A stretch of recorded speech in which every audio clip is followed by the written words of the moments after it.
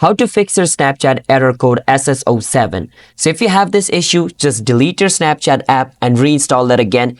It should fix it. If it still doesn't fix it, then you need to open up your browser and search for Snapchat support.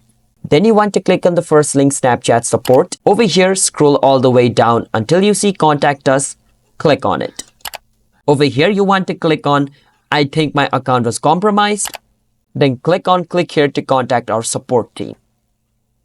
Over here, you need to enter your username of your Snapchat account and the email address which is linked with your Snapchat account. Then you need to enter the mobile number as well and then explain your problem. So you can explain your problem further than this, but I'm just writing it in short. I am getting SS07 error even though I did nothing. Can you help me fix it?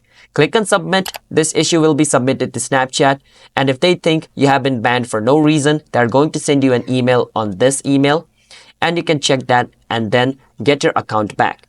Hope I was able to help you guys. Subscribe to our channel for future videos like this.